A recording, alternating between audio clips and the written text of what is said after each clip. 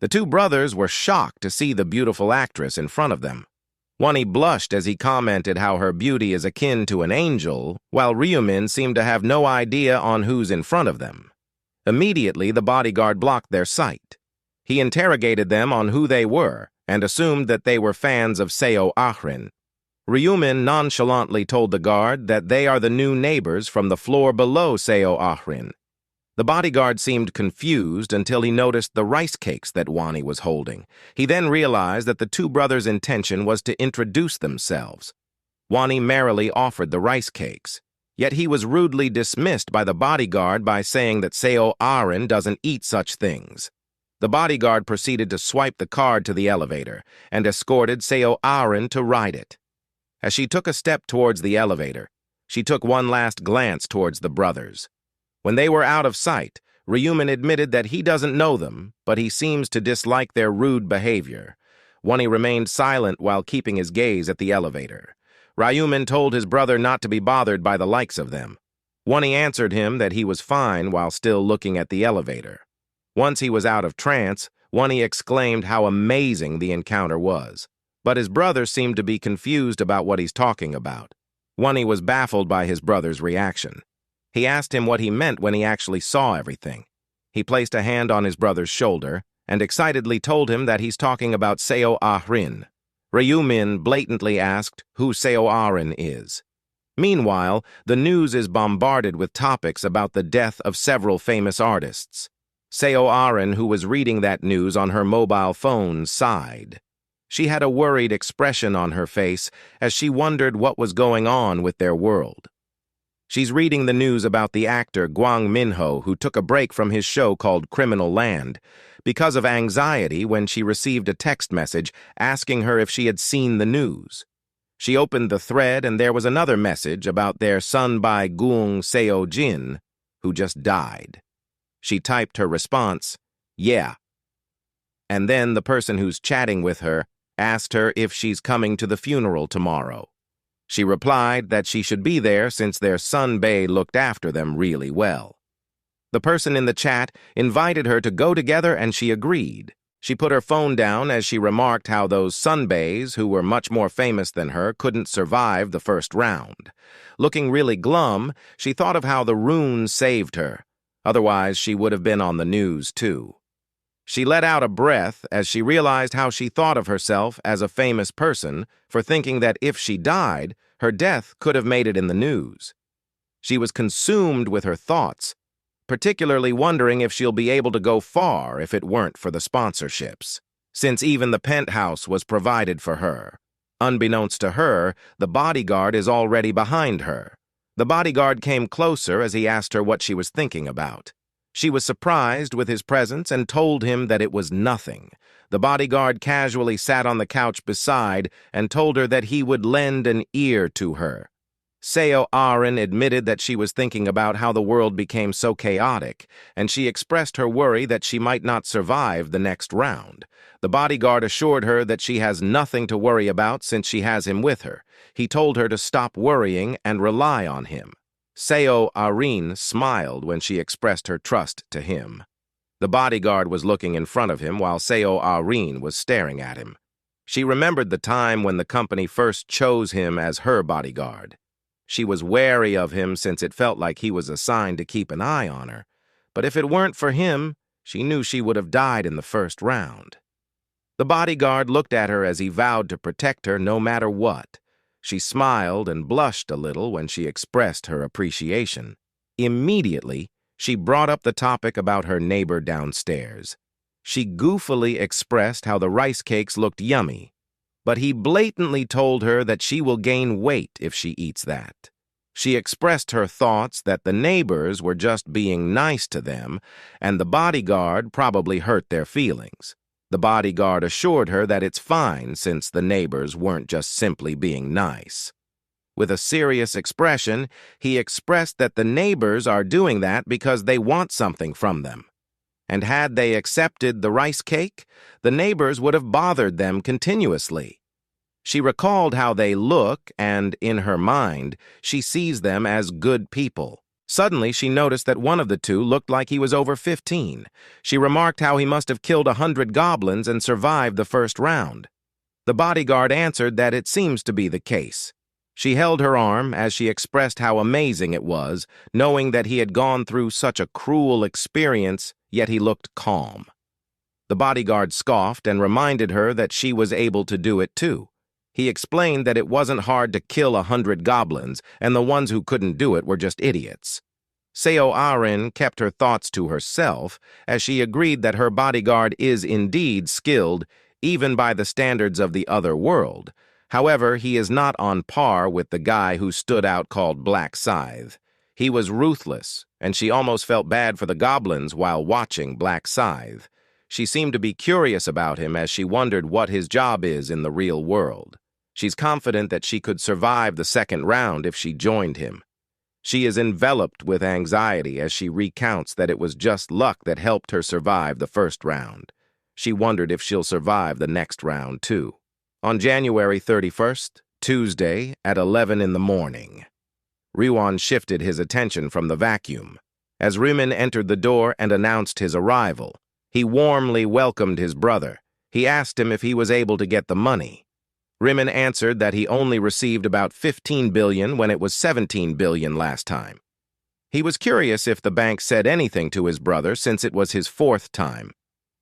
Ryumin recalled that the manager of the bank was greatly surprised to see him again. The bank manager discreetly asked about his secret in winning the lottery, and he reminded him that he already told him last week that it showed up in his dreams. The bank manager seemed convinced and wished that he would have such dreams. Ryuan was left astonished with the story. He inquired if his brother would invest in Bitcoin again.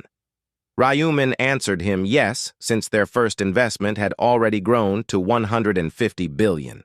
He politely asked his brother if they should sell their Bitcoin because he fears that the value will drop. But Ryumin confidently answered that it's not the right time yet. He warmly smiled at his brother and assured him that he's going to take care of it. And then he invited Ryuan to eat. They happily eat pasta in a restaurant and walked on the streets with food and grocery bags in their hands. Came January 31st, Tuesday at 11:55 p.m. Ryumin is still awake on his bed while Ryuan stays by his side holding his hand. Ryuan, engulfed with worry, squeezed his brother's hand and demanded him to come back alive. Ryumin confidently smiled at him and assured him that he had nothing to worry about, and made him recall his power that was unleashed to the bully named Bang Taegyu. Ryuan knows that his brother can take care of himself, but he still can't help but worry. Ryumin patted his brother's head and told him to get some sleep instead of worrying. He assured him that by the time he woke up, he had already returned from the other world, and told him that he will see him later. Right on time, his soul glowed vibrantly as he got transported into the other world. Under the dark gray sky, other players started arriving too. One player asked if they had successfully arrived, while another player expresses his amusement on the super-fast travel, while others cower with worry. They looked around their surroundings since the venue seemed to be a new one. Until one of the players noticed BackOnce, the one got the first rank in the last round. Ryumin paid attention to his surroundings and noticed that many people were able to recognize him and they kept their distance from him. He also spotted Yongmin among the players. And then he became impatient as he started to wonder when the angel would appear. Ryumin had a fierce expression, and the angel descended down from the sky as she confirmed if everyone had arrived.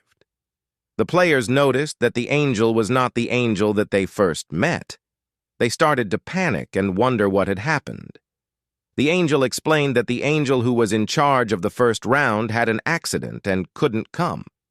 And the angel told the humans not to panic. She had a sinister look on her face as she told them that she would be their guide, and she declared that since everyone has arrived, she will start the instructions for the second round's quest. The players are engrossed on their screen, where it displayed the details of the second round of quests. They are tasked to pick a zone representative within the next 3 hours. The players seemed to be confused with the instructions given. As they were looking at their screen, they began to express different ideas. One play thought that they were to fight monsters again, while another player seemed to be shocked at the number of people who passed. Another player even speculated that all of them get to survive the round. The angel noticed the confusion among the players, which led her to explain. She explained that the second round is not a combat round, and they only need to choose a zone representative. The zone representative has the authority to demand and force people to do things, such as forcing them to crawl or die. She commented on how amazing the authoritative power is.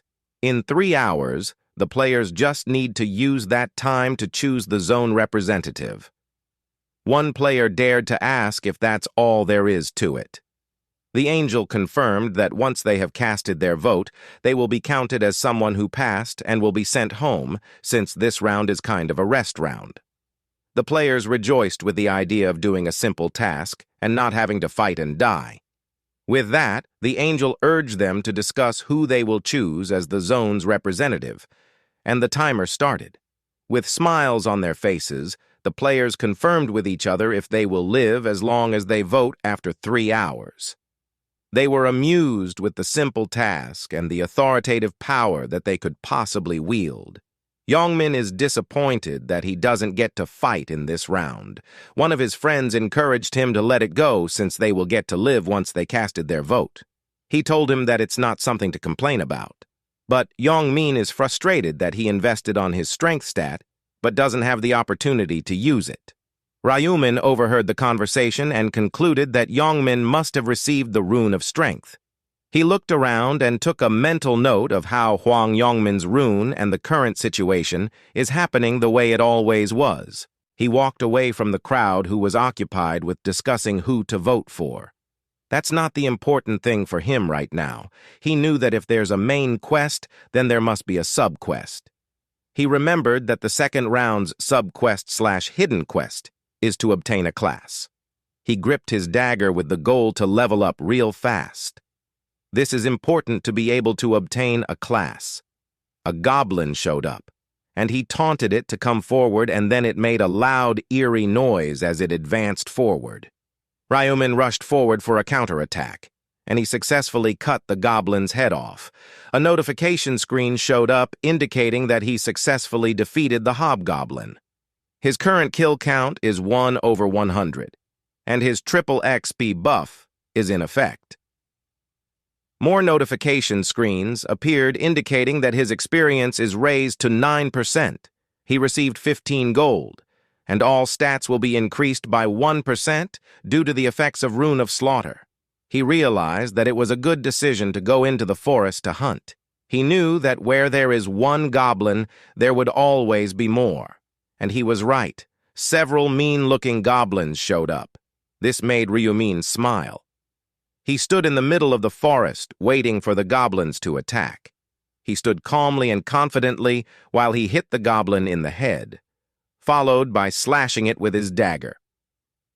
The notification screen appeared to inform him that he has defeated a hobgoblin, and his current kill count is 5/100. The bodies of the dead goblins were scattered in the forest.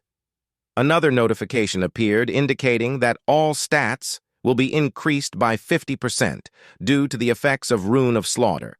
He had successfully leveled up, while the timer indicates that there are still 2 hours and 29 minutes and 24 seconds left until voting. He wiped his jaw, and while wondering if it had been half an hour, he opened his stat window, and it showed that he's currently at level 9. He decided to increase his agility. The points would be useful in strength if he is Hwang Yongmin and the Rune of Strength. He knew that it's not the best idea in all classes. His agility increased to 24 from 18. He knew that players would end up dead if they aren't fast enough to dodge a critical attack, even if they are really strong. There are 4 components to stats. Those are strength, intelligence, agility, and luck. Strength affects physical damage, stamina, and defense power, while intelligence affects magical damage, mentality, and calculation speed. He looked at his stat window again, and his agility is now at 30. Agility affects attack speed, movement speed, and improves dodging. Luck affects the chance of critical damage, item drops, and extra gold rewards. All those things are important, and for him as a Grim Reaper class which uses both physical and magical damages, it's best to raise all stats equally. He seemed to notice something behind him. He turned around to see who it was. He couldn't fully believe that someone dared to follow him. He didn't notice earlier since he was engrossed in the fight. The situation is unsettling for him since this hasn't happened before. He raised his dagger and demanded his company to show themselves and reveal their intentions. Otherwise, that person should have prepared for death. Slowly, a footstep can be heard, and a woman revealed herself. Ryumin recognized that it was the actress that he had met before. He wondered if she's really the one following him. The woman apologized for following him. A man also appeared and expressed his apologies. He explained that they didn't follow him with bad intentions, and he encouraged him to calm down. He read the man's name, which is displayed as An Sang-chul. He had a grim expression on his face when he remembered that An Sang-chul is Ma Gyeonrok's right hand. Ma Gyeonrok is the oldest son of the nation's biggest corporate who goes by the username Heavenly Demon. He's one of the people that Ryumin is after. He knew that if he had him by his side, it would be easier for him to get stronger. To add on that, he also needs a priest who has a connection to Ma Gyeonrok to be on his side for the 20th round. Ryumin didn't expect to meet Ma Gyeongrok's right hand early. He wondered why the man was with Seo Ah-rin, and he started to speculate that the man is the bodyguard of Seo Ah-rin. On top of that, the puzzle pieces seemed to fit perfectly since Ma Gyeonrok's company sponsored celebrities. Either way, he disliked that the future had changed. He asked them how long they had been following him. Seo Ah-rin admitted that it was from the beginning since they started following him when they saw him enter the forest, and she deeply apologized for that. He asked about their reasons for following him. Seo Ah-rin told him that they had done it not for any bad reason, but because she wanted to offer him something. Seo Ah-rin looked nervous as she communicated that they knew he got the first place in the first round, and so she wants to suggest for them to team up together. Ryumin scoffed at the idea of forming a team. He mocked her by saying that the idea is only applicable if she is also useful for him. Seo Ah-rin couldn't deny what he said. Ryumin straightforwardly told them that he doesn't need them since he's fine on his own. He suggests for them to go back and stop wasting his time. He turned his back and made it clear that he doesn't have any desire to form a team. They stared at his back. An Sang-chul clicked his tongue and commented on how arrogant Ryumin is. Seo Ah-rin let out a sigh and dropped to her knees. She expressed how Ryumin is in the first place for a reason. She finds his aura intimidating. An Sang-chul expressed that people wouldn't be intimidated if they have a knife on their face. Seo Ah-rin is sad that her plan to be on the same team as Ryumin didn't work out. An Sang-chul reiterated that he already told her that people like Ryumin have strong egos and don't ever work in teams. Seo Ah-rin couldn't help but think that it was a shame. An Sang-chul countered her and told her that it was not shameful. What is a shame for him is that they wasted their time following Ryumin. Seo Ah-rin changed the topic by saying that she didn't expect monsters to show up in the forest. She suggested that they hunt monsters for the remaining time. An Sang-chul thought that it was not a bad idea, and they went on with their plan. The forest had tall trees and lush bushes. A goblin in the bushes heard noises which caught its attention, and all of a sudden Ryumin attacked the goblin. He's annoyed that he's already busy enough, and they still have the nerve to ask him to team up with them. His dagger penetrated the goblin's body. He stayed focused on what's important at that moment, and that is to level up. A notification screen showed that he had defeated a hobgoblin. His current kill count is at 60 over 100, and all stats will be increased by 60% due to the effects of the Rune of Slaughter. All of a sudden, a pack of wolf-like monsters showed up. He felt excited and lucky to have faced many gnolls at once. The gnolls simultaneously attacked him. They leapt in the air and prepared their weapons.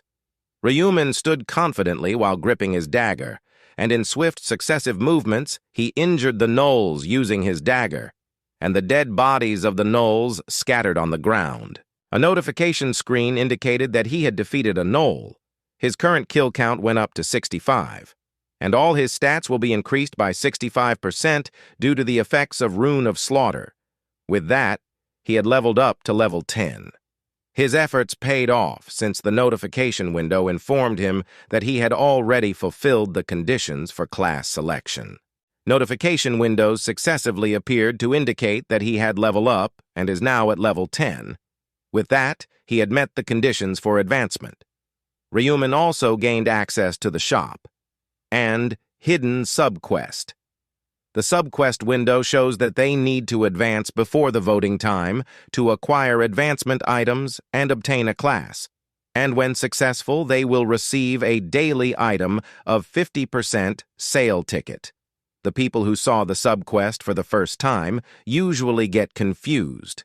They didn't know where to find the advancement item or what the options were for the classes. Everyone knows that getting a class is great, but the problem is that no one knows how to obtain the advancement item. Since it can only be obtained after meeting special conditions, warriors need to raise their strength to at least 10 and kill monsters within the same hour to obtain their advancement item. Berserkers need to hunt for a period of time while bleeding. Assassins need to successfully backstab monsters multiple times. If they can't advance, they will be stuck forever as a beginner, so it's better to advance quickly. A notification window displays that Ryumin is the first player to advance and that he obtained a random gold pouch as the first advancement reward. And the perks of being the first player to advance is that they learn the neutral skill tracking as the first advancement reward. A notification window explains that the neutral skill tracking helps in tracking the location of the desired target. However, the face and nickname must match for them to be a valid target. The price for this is 20,000 gold. While looking at his screen, Ryumin had a smile on his face. Since he had received the gold, he thought of testing the tracking ability. He chose to track Yongmin. Notification window displayed that the nickname and the face match and tracking. The target's location had commenced. Yongmin's location has been confirmed. Ryumin is 190 meters away from him. A glowing line appeared on the ground, and the notification window displayed that he can take the target by following the arrow in front of him. Since he is just 100 meters away, Ryumin thought that it could only mean that Yongmin also entered the forest. This made him wonder since Yongmin was 2 kilometers away in the previous attempt. He asked himself if she should go see Yongmin. In a different part of the forest, Sangchul and Ahrin looked exhausted as they caught their breath. Ahrin groaned in pain when she suddenly collapsed face down on the ground. She had an injury on her leg, and she told Sangchul that she can't run anymore. Sangchul reminded her that they have to keep going, otherwise they will be caught. Sangchul pushed her to stand even if it hurt. Ahrin apologized and expressed that the place where she got hit by an arrow feels like it's burning. Sangchul scowled at his theory that if they get hurt in the other world, the body in the real world would be the same. He gave her hope, saying that if she can survive, she'll be able to return home. Ahrin felt determined to endure the pain. All of a sudden, they heard a voice asking them where they intended to go with that kind of injury. Their voice shocked them, which made them instinctively look at the direction where it was coming from. The person who talked was Yongmin, and behind him are 3 men with a similar sinister smile. He taunted her, saying that the injury she received doesn't hurt enough yet. Sangchul felt cornered in this encounter, and he cursed and clenched his teeth in anger. He's upset that they were caught because of Ahrin, whom he called a damned bitch in his mind. He wondered if he had no options left but to fight. He assumed a combat stance as he drew out his weapon. Yongmin seemed shocked and impressed by this gesture. He and his lackey smiled. He called Sangchul an old man and asked if he wished to fight them. The foremen all had smug looks on their faces. Yongmin told him to use his eyes and look at them to see how many of them are there. Sang Cheol flared up and desperately asked why they were being treated that way when they didn't do anything to him. Yongmin's mocking expression reflected his denial of any wrongdoing. Sang Cheol questioned why they had suddenly attacked them. Yongmin told him that wanted something from them. Sang Cheol and Ah-rin were baffled. Yongmin revealed that what he wanted was the girl next to him. With a sinister expression, he informed Sang Cheol that they didn't care about a man like him. Their focus was solely on Ah-rin. The three men who were with Yongmin talked to each other, wondering if the girl was truly Ah-rin. One of them said that both the nickname and her face clearly pointed to it being Ah-rin. Another one suggested that it might be someone else trying to imitate her because they wanted to be like her. The men continued talking about who cares about it when the physical appearance looks just the same. Ah-rin wore a horrified expression on her face. Yongmin told Sang Cheol that if leaves Ah-rin behind, he will be freed unscathed. This only fueled Sang Cheol's anger further because, in his mind, Yongmin should have mentioned it from the beginning, and he would have left her without hesitation. He cast a sidelong glance at her, thinking that he had no intention of risking his life for that woman. However, he's facing one major issue.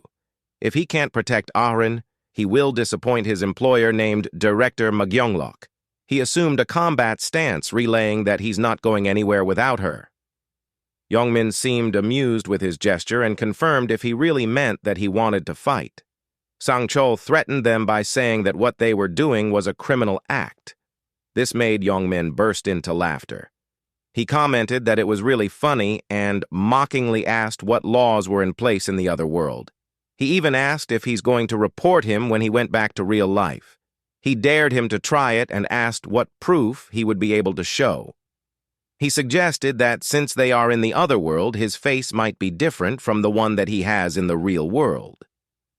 Pissed with their taunting, Sang Cheol couldn't deny that Yongmin was right. He realized that Yongmin won't back down with just words, and that left him no other option but to fight, even if he's already injured. All of a sudden, his attention shifted to something else. He was surprised to see someone familiar. It was BackOnce. He's casually leaning on a tree while watching them. Yongmin seemed surprised with BackOnce's sudden appearance. BackOnce faced Sang Cheol and asked what they were doing there. Yongmin answered that he should just keep going on his own business, but BackOnce cut him mid-sentence to tell him that he's not talking to him. BackOnce then again asked Sang Cheol about the current situation. Sang Cheol didn't hold back in reporting the situation. He told him that those guys were aiming for Ah-rin and ambushed them. He asked for help and claimed that he will be in debt to him forever. BackOnce turned to look at Yongmin. He asked if what Sang Cheol said was true, but Yongmin dismissed him by saying that it doesn't matter if it's true or not, and he should just go on his way. Yongmin reiterated that this situation is not BackOnce's business. BackOnce emitted a red, sinister aura around him and took a step towards Yongmin and told him that he knew these people. Yongmin and the men showed a hint of fear and asked what BackOnce was trying to do. BackOnce held his weapon as it slowly took a form, and he informed them that he wouldn't just leave a wounded person alone. This infuriated Yongmin, while both Sang Cheol and Ah-rin were relieved and thankful. At the back of his mind, BackOnce knew the situation benefits him as well. If he helped, mangaA-Z would have a good impression of him. And if a conglomerate like mangaA-Z owes him, then the reward will have a snowball effect, and he'll be repaid with much greater favor. In addition, he's also decided to help since he disliked Yongmin.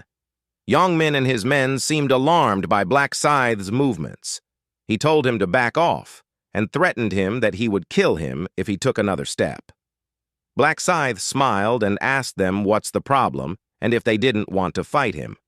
Yongmin was boiling with anger. In his mind, BackOnce seemed foolish for asking that. After tearing apart the goblins in an instant and securing the top rank last time, He wondered if Black Scythe would be willing to face such a monster if he were in the same situation. His eyes widened in shock. Black Scythe dropped the blade of his scythe on the ground and told Youngmin to tell him if he doesn't want to fight.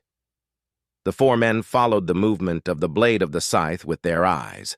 Feeling terrified, Youngmin asked if Black Scythe would let him go if he told him the truth. Black Scythe crossed his arms and told him that he would consider it, if he gets on his knees and earnestly beg for his life.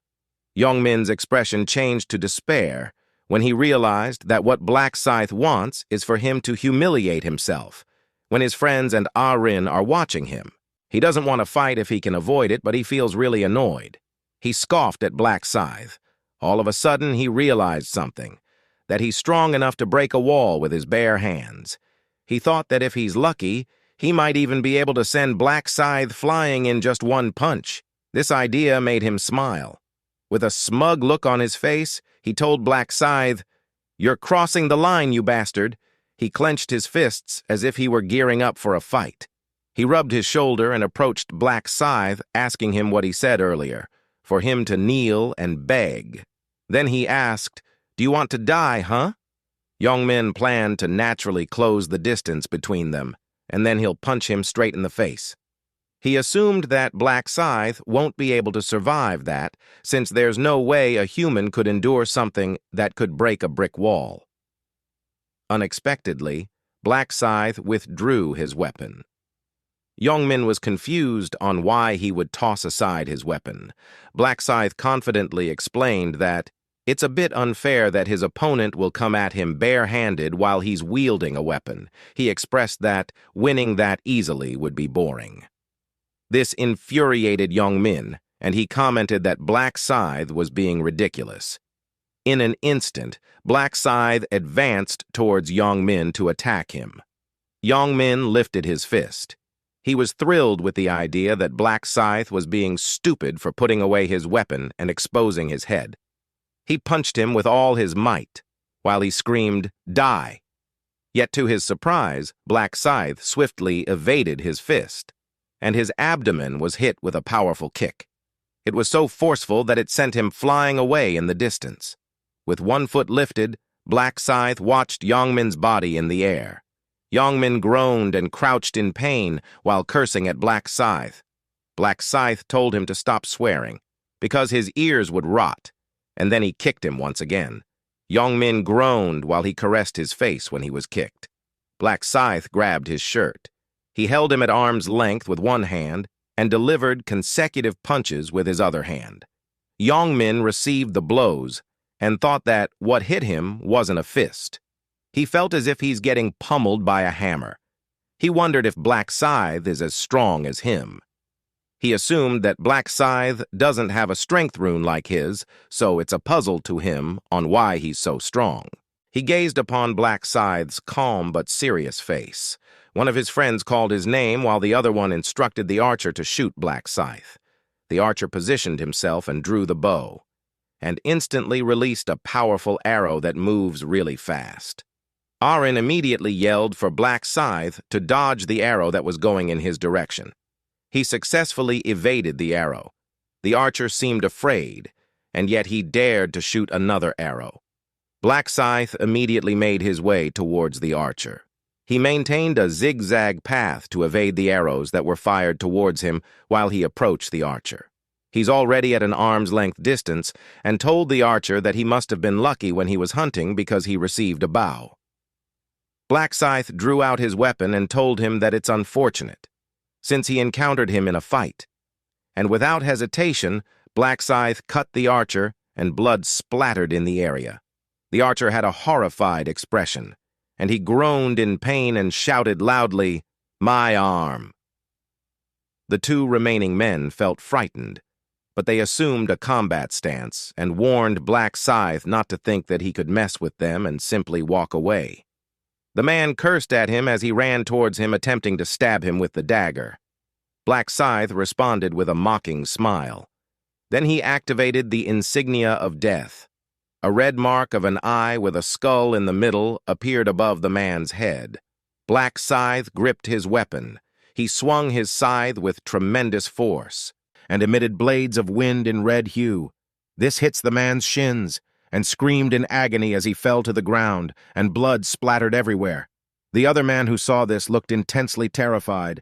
Black Scythe rapidly advanced towards him with incredible speed, and he told the guy that since they attacked him with a weapon, it means that they have a little bit of resolve. He swung his scythe with tremendous force once more, and the man loudly screamed as his arm received a cut from the scythe. Black Scythe looked at the man, and he had the insignia of death. As he expected, it has twice the damage buff, so he can even cut armor in one go. The men lay on the ground in pain and clutching their severe wounds. While Black Scythe looked at them in his mind, he commented that it had been easy. But it can't end that way. He has to instill fear in them so that they can't come crawling after him again. They groaned because of the pain, and when they saw him approaching them, they begged him to stop and spare them. He swung his scythe again to clean the blood from it. The guy shrieked. Black Scythe let out a breath and concluded that he's done with the guys and is ready to move on to the next. His intense gaze shifted to focus on something. Yongmin was hiding behind the tree. Black Scythe told him that it wouldn't matter if he hides himself. Black Scythe told him that there are no exceptions, and he lifted his weapon in the air, and a blade of wind sliced through Yongmin's arm. Blood spurted out from his arm as he groaned loudly. Black Scythe chided him to stop acting like a baby. Ryumin recalled the days when he was bullied, and in his mind, he thought that Yongmin's injuries were nothing compared to the pain he had endured from Yongmin and the other bullies. He persistently slashed Yongmin with his scythe, causing him to groan loudly. Sangcheol and Arin observed the scene with great intensity. Sangcheol couldn't fathom that Black Scythe could mercilessly take 2 arms off of an opponent who's already lost the will to fight. After the arms, Black Scythe targeted the leg and continued inflicting injuries. Sangcheol watched and thought that it may seem harsh for some people, but to him, he adored that kind of cool-headedness. His eyes were so focused on the scene as he remarked how Black Scythe rivals his president. Once he stopped attacking, Black Scythe asked Sangcheol and Arin if they were all right. Sangcheol answered that they were, and it was thanks to him. Black Scythe informed them that they won't have to worry about Yongmin and his friends attacking them. He mentioned that as they can see, the 4 men won't be able to move anymore, so it will be best to go and vote. In unison, they bowed to Black Scythe as a gesture of gratitude. Arin couldn't help but ask if the men would die. Black Scythe answered that it doesn't matter if they died, and commented that those men were not even on the level of animals. Arin was caught off guard with his answer. Black Scythe closely observed Arin's sullen expression and thought that she was far too soft. He wondered why she would even care about those bastards' lives as if she's kind of a saint. He assumed that she's trying to maintain her public image as a celebrity. Sangcheol caught his attention and requested permission to ask a question. Black Scythe asked, "What is it?" Sangcheol boldly asked why he chose to spare those men, since it shouldn't be a problem in the other world even if he kills them. Yongmin overheard that, and his face displayed a horrified expression. Black Scythe confirmed if An Sangcheo's question was related to the fact that he didn't kill them. In his mind, he observed that Sangcheol was truly acting like Ma Gyunrok's right-hand man. He answered that the reason is simple. He gains no benefit from killing them. Sangcheol couldn't fully understand the part about having no benefit. Sangcheol insisted that still, it is not a great idea leaving behind something that could cause trouble in the future. Black Scythe answered, "Trouble?" He glanced at the trembling men and answered, if those men can still really cause trouble in the future. He added that nothing good comes out of a decreasing population since the number of participants will also decrease because of that. Sangcheol seemed to accept that reasoning. He realized that he was right. If the number of participants decreased, the number of places for those who have finished the round will also decrease. He couldn't help but admire Black Scythe's thoughts about those kinds of things. He realized that Black Scythe's understanding of the game is different from others. Sangcheol expressed that he fully understands Black Scythe, and moving forward, they will no longer pay attention to the trash human beings. With that, Black Scythe said his goodbye, but Sangcheol immediately stopped him. Sangcheol told him that if he could give his account number, he would send him compensation in the real world. Black Scythe answered to just forget about it as he continued to walk away. Sangcheol couldn't believe that Black Scythe was willing to help without expecting any form of compensation. He decided that he will report the incident to the president right away once he gets back in the real world. While he watches him walk away, someone in the background can be heard groaning in pain.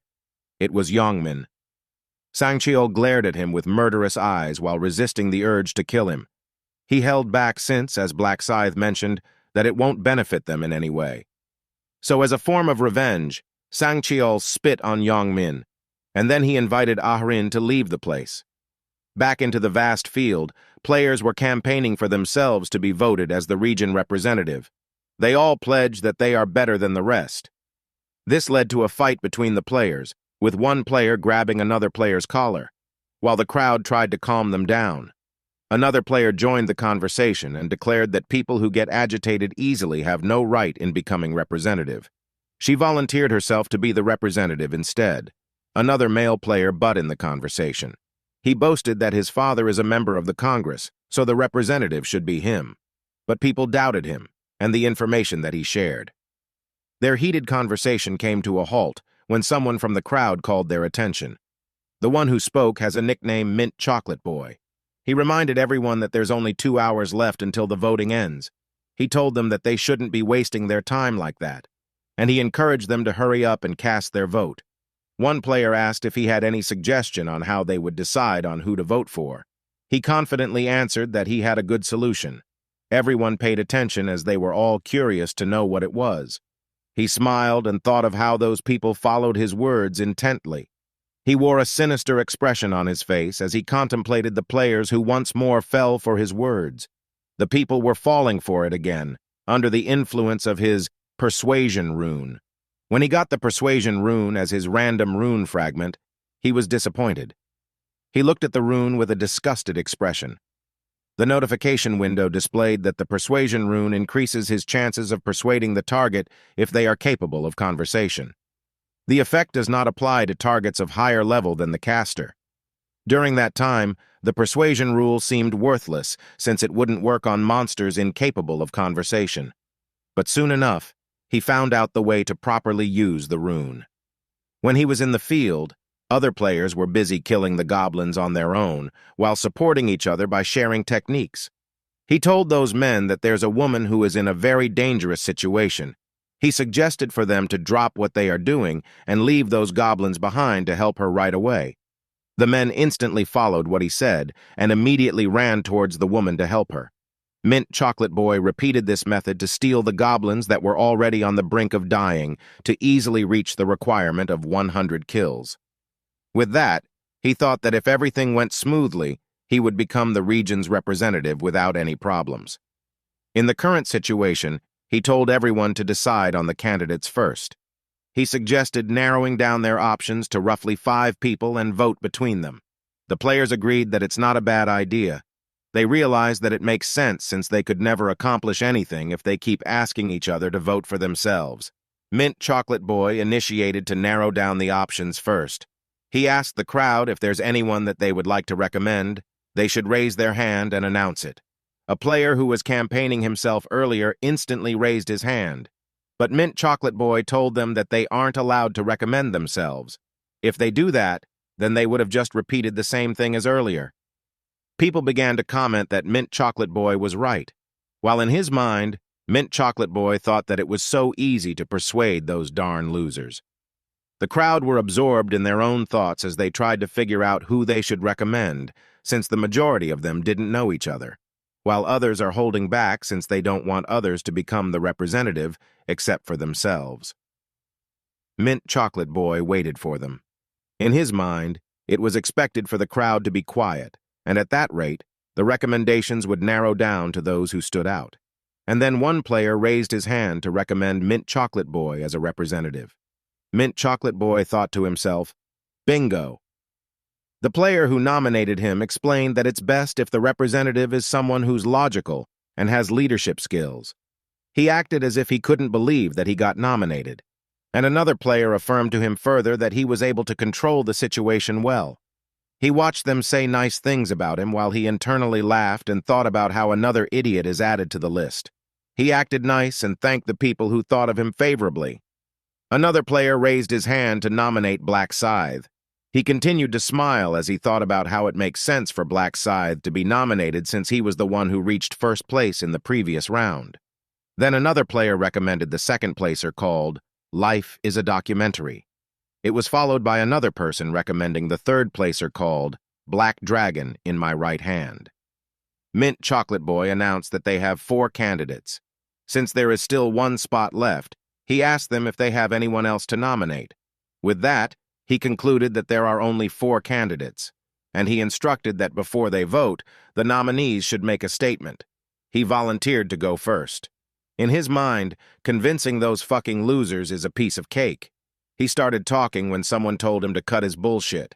He was surprised and saw that the person who just spoke was the region rank 2 named Life is a Documentary. Life is a Documentary had an annoyed expression as he uttered that he can't continue listening to the fucking bullshit that Mint Chocolate Boy is spouting. Mint Chocolate Boy asked what he was doing while Life is a Documentary called his name. Life is a Documentary exude an intimidating aura while he asked Mint Chocolate Boy if he thought that the world is fucking easy. Life is a Documentary asked him if people just do whatever he tells them with just a few words. Mint Chocolate Boy wore a troubled expression as he considered the possibility that Life is a Documentary had figured out his skill. However, he also entertained the idea that it might not be the case. Life is a Documentary was upset as he asked Mint Chocolate Boy who he thought he was to decide the regional representative, and he called him a fucking instigator. Mint Chocolate Boy sternly told him that he had crossed the line. He expressed to him that there's a saying that goes, "A person's word is their face and personality." He asked Life is a Documentary if it was a must to choose such hostile words. After he finished speaking, he thought that his words work. But he was surprised when Life is a Documentary continued to curse at him. Life is a Documentary appeared extremely angry and asked if Mint Chocolate Boy dared to lecture him. He threatened Mint Chocolate Boy, warning him about having a death wish. Mint Chocolate Boy is surprised to see that his skill isn't working. Life is a Documentary addressed the crowd as fuckers and told them to forget about the candidates and just vote for him. He threatened to kill them if they didn't. Mint Chocolate Boy used his skill again, and he uttered how Life is a Documentary is a fucking mess. Mint Chocolate Boy asked him if he thought that people would listen to him if he talks like that. He told him to stop embarrassing himself and just turn back. Life is a Documentary remained silent as he wore a grim expression on his face. All of a sudden, he slashed a person from the crowd. Mint Chocolate Boy was shocked and he saw blood in front of him. Mint Chocolate Boy an agonizing expression as he was the one who had been slashed in the neck. Blood keeps spilling out of his body. Life is a Documentary reminded him that he told him earlier that he will kill him if he messes with him. Mint Chocolate Boy let out an agonizing noise as his eyes turned white. His body fell to the ground. Life is a Documentary threatened to kill the crowd just like how he killed Mint Chocolate Boy. The crowd panicked. They couldn't believe that Life is a Documentary just killed Mint Chocolate Boy without any hesitation. They branded him as a murderer. Life is a Documentary's blade continued to drip with Mint Chocolate Boy's blood. He raised his dagger to the people and told them, "So what?" He dared them to come forward if they had a problem. One player pointed a finger at him and told him that he's insane. Life is a Documentary smiled in return and announced that if they're not going to come fight him, he'll go to them instead.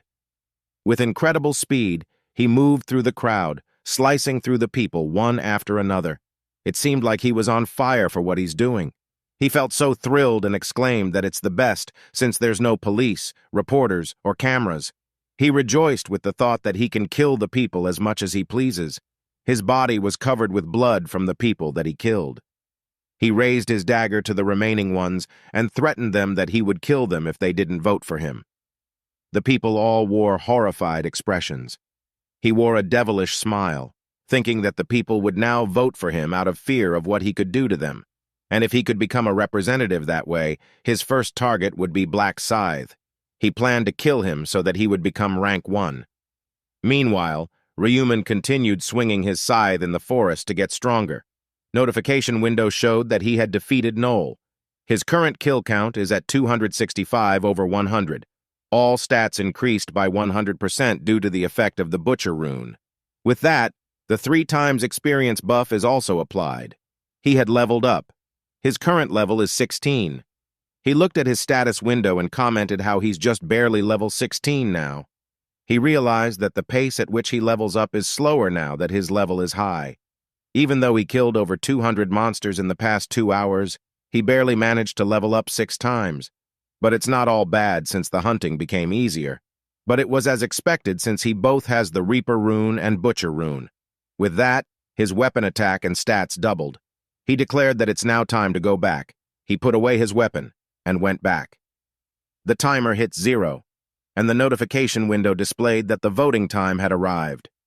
Ryumin's body was engulfed in golden light. This is a sign that players in the region are being summoned to the starting point.